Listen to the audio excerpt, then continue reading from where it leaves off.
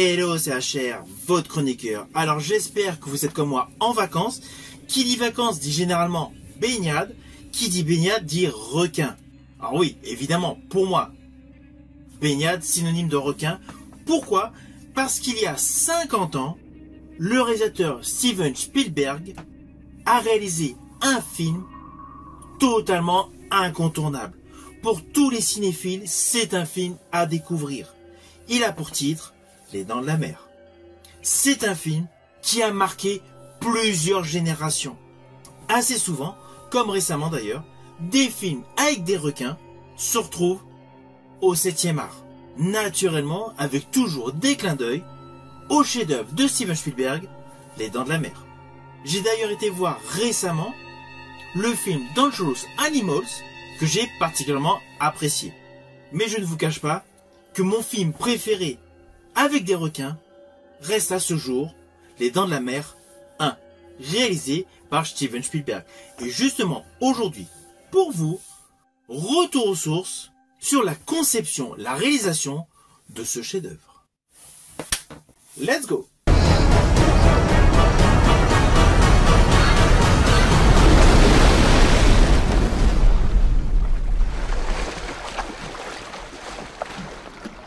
You're gonna need a bigger boat.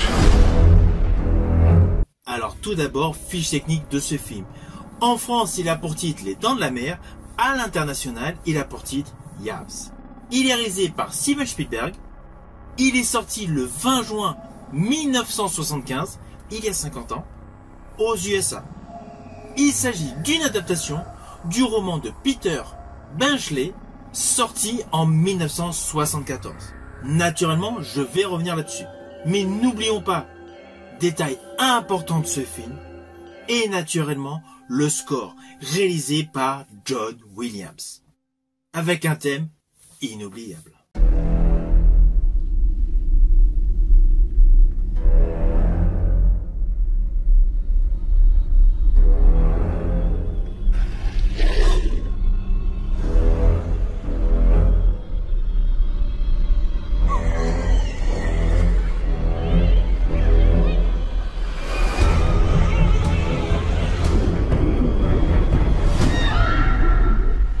Alors ce qui est le plus amusant par rapport à la réalisation de ce film, c'est qu'en fait, le budget était minime.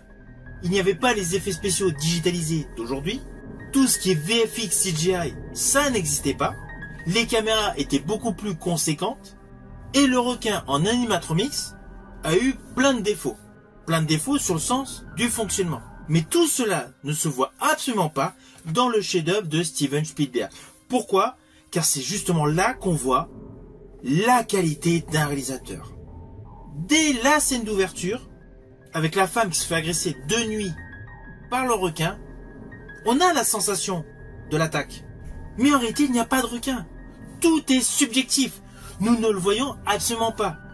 D'où le plan séquence de nuit et surtout la suggestion mise en exergue. Et cela va être le cas dans la majorité de ce film, qui est porté par l'histoire suivante.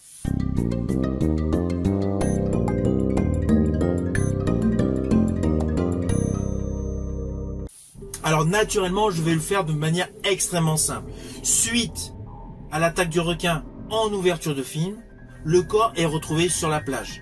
Plusieurs incidents ici et là sont remarqués, sont constatés par le chef de la police, Brody, interprété par Roy Scheider, et celui-ci veut tout simplement fermer les plages. Chose qui ne plaît absolument pas au maire de la ville.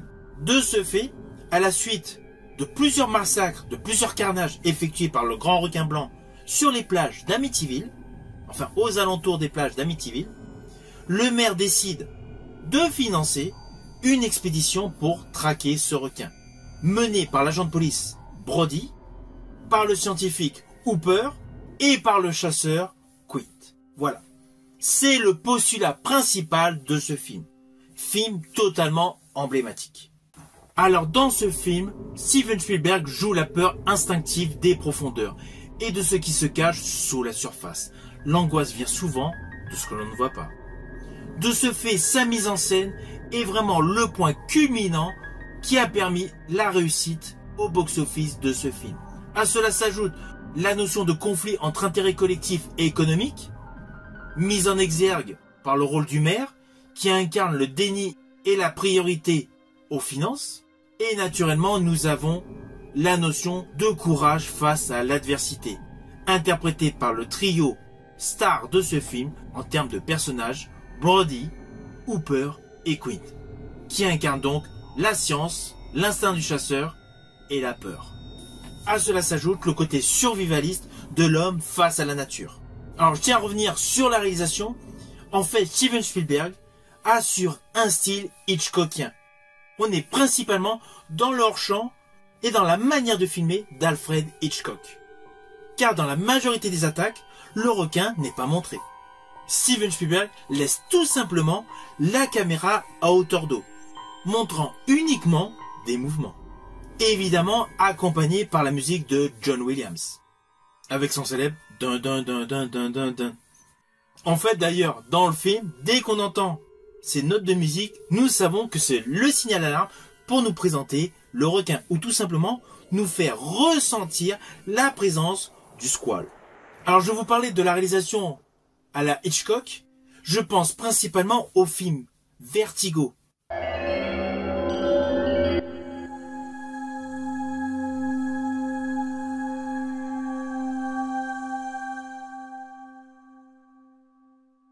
Il y a des zooms et des travelling que Spielberg a totalement emprunté à Hitchcock. Et cela colle parfaitement. Cela rajoute un côté anxiogène et surtout du réalisme. Et si vous regardez par rapport au déroulé de l'histoire, vous allez vous apercevoir que ce film en fait se découpe en deux parties distinctes. La première partie est essentiellement dans le subjectif, le thriller psychologique. Le deuxième, un film d'aventure, une traque de monstres en pleine mer. Il y a réellement deux pans d'histoire totalement différents, complémentaires mais différents. Et du coup, la structure visuelle est différente. Quand on est sur la plage que Brody a peur de l'attaque du requin, nous avons zoom, travelling, zoom, travelling. Lorsque nous sommes en pleine mer, dans le bateau de Quint, nous avons des plans larges nous montrant le bateau au milieu de l'immensité de la mer. Et essentiellement, des plans larges pour nous présenter le requin qui nage autour du bateau. Des styles visuels totalement complémentaires et qui assurent une tension constante. Cela prend réellement aux tripes. Alors concernant l'histoire, le fait d'embarquer le personnage d'Anne Brody, interprété par Roy Scheider, sur le bateau est topissime. Le policier qui a peur de l'eau, qui a subi dans sa jeunesse une noyade. Le truc totalement inattendu. À cela s'ajoute le personnage de Hooper, interprété par Richard Dreyfuss, le scientifique qui est surtout content de la découverte de ce grand requin blanc, qui veut être dans une cage à côté du requin, et le personnage de Quint, le chasseur intrépide qui gagne sa vie, qui gagne sa croûte en pêchant des requins, brillamment interprété par Robert Shaw. Ainsi, ce trio d'acteurs qui se retrouve perdus en pleine mer avec le squale, prêts à les dévorer, sont tous les trois antagonistes et assurent une qualité de script totalement innovante. En visionnant ce film, vous êtes obligé de vous sentir proche d'un de ces personnages. À eux trois, ils regroupent la majorité des perceptions, des raisonnements des hommes dans cette situation.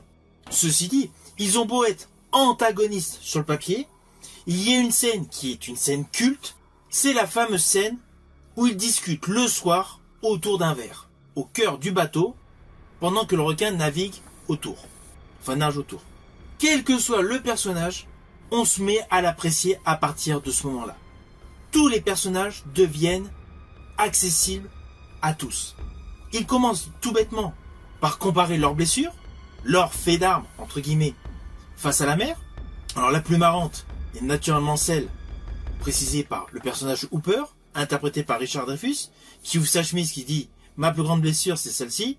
Marilyn Moffitt m'a brisé le cœur. » Ça, c'est le côté humoristique. Mais il y a un côté émouvant, en plein cœur de ce moment de détente, alcoolisé. C'est lorsque le personnage Quint raconte son passé militaire à bord de l'Indianapolis. Restless eyes, black eyes, doll's eyes. Alors, pour la petite histoire, ce fait d'armes qui est expliqué dans ce film est réel. C'est vraiment le cuirassier Indianapolis qui a apporté la bombe atomique, qui l'a transportée. Après leur livraison, leur bateau a coulé et ils se sont vraiment tous retrouvés attaqués par des requins. Alors l'histoire est racontée de manière extrêmement émouvante par le personnage Queen, mais si vous voulez en savoir plus concernant ce fait d'armes, je vous invite à découvrir en VOD ou en Blu-ray ou en DVD le film Indianapolis avec Nicolas Cage. Ce film est passé quasi inaperçu, mais en fait, il relate tout simplement l'histoire que Queen évoque lors de cette soirée aux personnages Hooper et Brody. There's something out there! God damn it! Alors lorsque l'on voit la totalité de ce film, on se dit logique, succès garanti, c'est normal, le film est excellent. Mais il ne faut pas oublier que ce film, in fine, devait être tourné sur 55 jours. Il a approximativement duré 160 jours. Steven Spielberg pensait sincèrement que sa carrière de réalisateur allait s'arrêter là. Le budget avait doublé, il était passé de 4 millions de dollars à pratiquement 9 millions de dollars. Mais heureusement, pour Steven Spielberg, les producteurs avaient largement apprécié son téléfilm Duel. Du coup, les rajouts financiers ont été effectués et le film de Spielberg a pu tout simplement rencontrer son succès.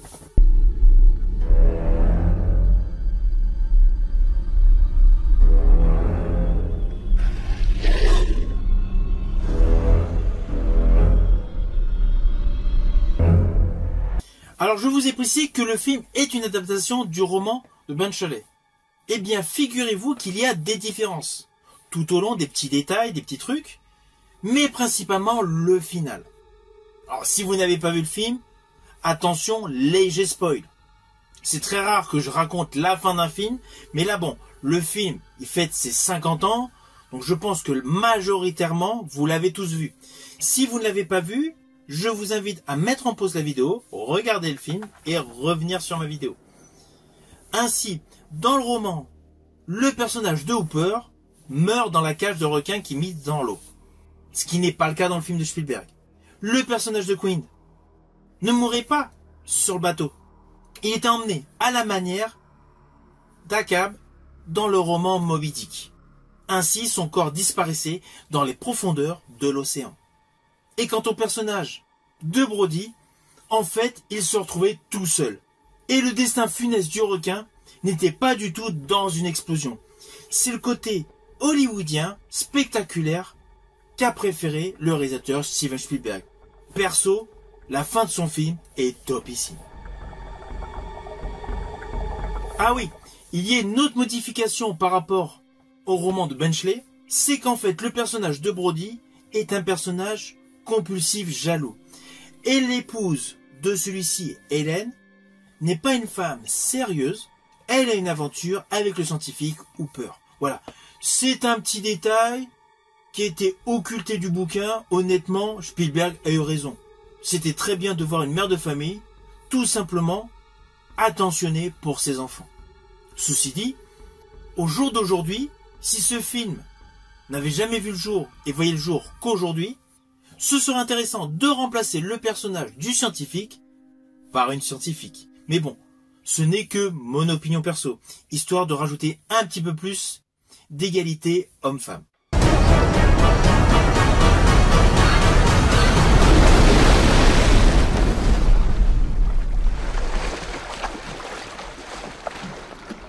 You're gonna need a bigger boat. Alors au final, naturellement, c'est un film que je vous invite à découvrir. C'est un film incontournable pour tous les cinéphiles de la planète. Ce film est un film culte, c'est le film qui m'a fait aimer le cinéma, c'est le film qui m'a fait découvrir Steven Spielberg. Si vous avez aimé ma vidéo, n'oubliez pas, petit pouce à l'eau, pensez au partage. Quant à moi, je vous dis à bientôt pour une prochaine vidéo.